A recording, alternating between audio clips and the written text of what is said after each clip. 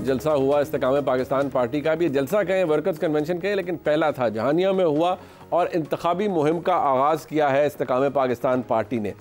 कहने को तो इंतखाबात करीब हैं और ये जमात भी ये कह रही है कि हम अपने साथ, हमारे साथ बहुत से लोग जुड़े हैं, इलेक्टेबल्स भी हैं, वो लोग जो पाकिस्तान तहरीक इंसाफ का पहले हिस्सा थे वो इस जमात के अंदर आए हैं और जमातों से भी लोग आएंगे और एक विनिंग कॉम्बिनेशन बन रहा है। लेकिन क्या ये वाकई विनिंग कॉम्बिनेशन है? जलसे कर लेना, तकारीर कर लेना, नारा मार देना, ये आसान है, लेकिन इस सपोर्ट को जो कि वहाँ पर नज़र आती है, अब जलसों के अंदर, वर्कर कन्वेंशन के अंदर लोगों को किसी भी जलसे के अंदर कोई भी जमात मोटिवेट करके लाती है, ल्योर करके लाती है, उनको अगर मैं ये कहूँ सियासी तौर पर बहला फुसला कर भी लाती है। लेकिन क्या ये सब कुछ वोटर ट्रांसफॉर्म करेगा वोट के अंदर? ये एक सवाल अपनी जगह मौजूद है कि ये जमात एक्चुअली जो कि एक नई जमात है, ये किसका वोट काट सकती है? ये तहरीक इंसाफ का वोट क्या काट सकती है? क्या ये मुस्लिम लीग नून का वोट को अंदर टैप इन कर सकती है? या ये पीपल्स पार्टी का वोट जो कि पंजाब के अंदर तो बहुत मिनिमल है, उसके अंदर कोई जगह बना सकती है?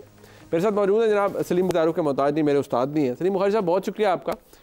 जो इस पार्टी की हैयत है, it's not an old party but naturally पुराने लोग इन अ न्यू पार्टी।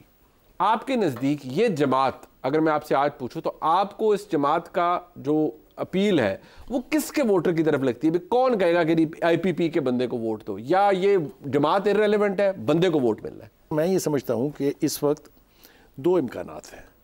एक तो पीपल्स पार्टी का वोट टोटली टेम्ड है पिछले कई सालों से, पंजाब में ख़ास तौर से। ठीक है, जियाले ने बिट्रे किया है पीपल्स पार्टी को।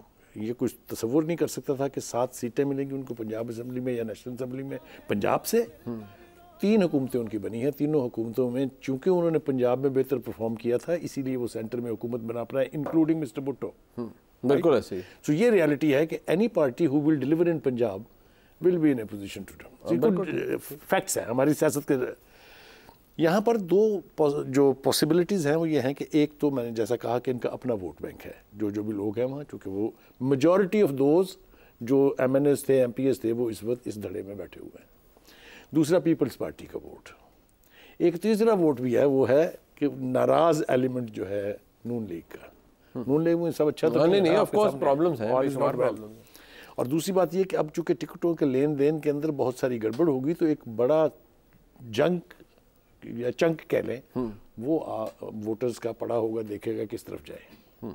दूसरी बात ये कि एक तासुर कायम है ये, या एक तासुर मौजूद है कि ये जो IPP है ये भी शायद एस्टैब्लिशमेंट के अगर बहुत करीब नहीं है, लोग तो जब फिर डलवा रहे हैं ना जी नवाज शरीफ के साथ जी, लेकिन इनकी भी खुदा न खासा कोई दुश्मनी नहीं है पुरानी। नहीं, एस्टैब्लिशमेंट के करीब जमात है, एस्टैब्लिशमेंट की हामी जमात। ये बहुत बड़ा फैक्टर है इसको, और एक प्रो एस्टैब्लिशमेंट याद रखिए। ये उन्होंने अपने प्रेस कॉन्फ्रेंस में भी कहा है और नज़र भी आता है, हम जो एनालाइज करने बैठते हैं हमें भी दिखाई देता है।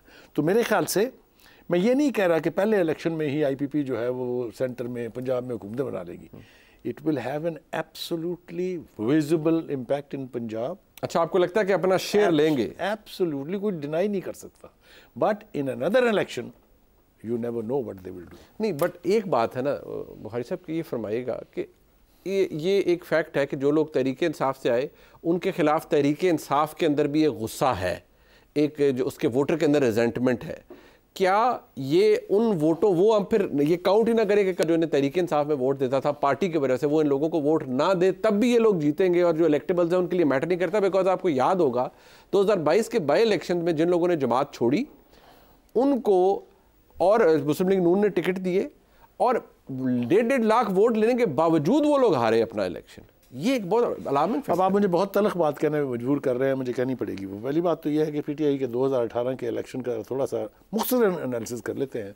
एक तो ये कि वो लोग जीते हैं जिनके पास अपना वोट बैंक था, जिनको हम इलेक्टेबल्स कहते हैं। ठीक, बाकी भाईजान जो लोग जीते थे उनके लिए RTS बिठाया, उनके लिए पॉलिटिकल एजेंट्स को उठा के बाहर फेंका, उसके लिए 3-3 दिन नतीजे रोके। जो PTI के लोग हमें फ़ोन करके कह चुके थे कि मैं हार गया हूँ रात को 4 बजे सुबह को, सुबह जीते हुए, वो 9 बजे सुबह जीते हुए थे, तो वो वोट से तो नहीं आए थे। बट व्हाट अबाउट 2022 2022 के जो बाई इलेक्शंस थे उनमें? देखिए, बाई इलेक्शन में there was a entirely changed situation. Noon League did not do any campaigning at all. यहाँ पर खाकान अब्बासी हों, चाहे शहबाज शरीफ हों, चाहे मरीम नवाज हों, एक जलसा नहीं हुआ। मुझे बताएं, मैंने तो क्लोजली मॉनिटर किया वो, सो ये तो it was a free field, number one. दूसरी बात ये कि उस वक्त जैसा कैसा भी ग्राफ था, खान साहब आसमान पे थे। आज आपको लगता है नहीं है जमात? वो देखे, मैंने कहा ना कि जिसकी बेस नहीं होती है ना, जो ग्रास रूट लेवल से नहीं आया हुआ, उसकी मकबूलियत और कबूलियत ये दोनों ही जो हैं ये हवा में होती हैं। जो पर्सनैलिटी कल्ट का क्लाउड है ना, ये कभी भी आपका डीपली ट्रेंड पॉलिटिकल वर्कर नहीं होता। यही हाल है कि they lived only in social media.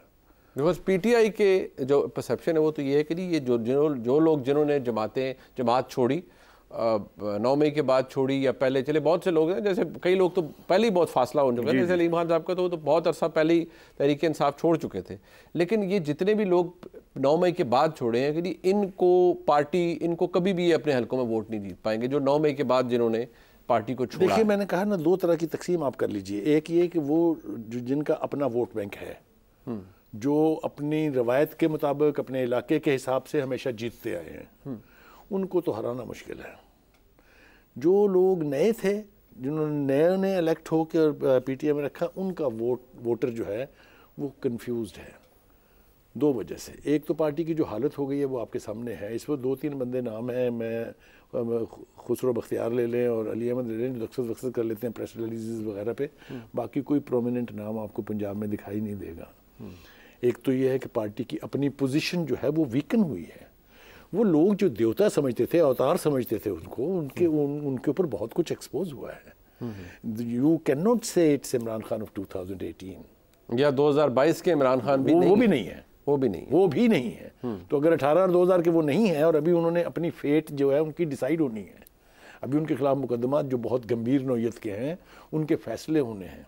ये तो हम आराम से कह देते हैं ना कि establishment doesn't want Imran Khan और PTI in the electoral politics, मगर वजन भी तो देखें ना अब कितना है। मैंने आपको पंजाब की सूरत हाल बता दी है, बाकी का तो वैसे केपीके के अलावा बाकी जगह तो अल्लाह हाफिज था ना, जिस एमक्यूएम का वोट दिलवा के पीटीआई जितवा दी कराची में। जो केपीके का है वो परवेज खटक साहब लेके बैठे हैं। बट अगर बैलेट पेपर पर एक जगह इस्तेकाम पाकिस्तान पार्टी का स्लोगन है, मतलब उसका निशान होगा बैलेट पेपर पे, और तहरीक इंसाफ का होगा, यही लोग जो पहले तहरीक इंसाफ का हिस्सा थे, अब आईपीपी का हिस्सा हैं, तो जो वोटर है वो रिजेंटमेंट में तहरीक इंसाफ को वोट डालेगा इनके खिलाफ, या आपको लगता है कि वो वोटर भी कहेगा नहीं जी जिन्हें जितना है उन्होंने ही पाओगे? किबला हूँ थोड़ा जब पंजाबी च मैनू मजबूरी हो रही है भाईजान, तुसी अच्छी तरह जानते हो वोटर ने ये नहीं देखना कि बंदा कौन है, उन्हें यह भी नहीं वेखना है कि फूफी का पुत्र है, उन्हें वेखना है कि मेरे कम पिछले ते कराए नहीं सन, इस बारी होने ने कि नहीं। वोटर बहुत इनोसेंट भी है और बहुत चलाक भी है। इनोसेंट इसलिए कि वो हर दफा धोखा खा जाता है, चलाक इसलिए है कि अगर उसका काम नहीं हुआ तो वो याद रखे। 4 साल पीटीआई के एमएनए एमपीए ने पलट के नहीं देखा अपनी कॉन्स्टिट्यूंसी में कि क्या हो रहा है। एहतजाज करा लो, लॉन्ग मार्च करा लो, धरने करा लो, that's it, they wasted 4 years। वापस जब पलट के जाएंगे वहां तो आप देखिएगा क्या हाल होता है।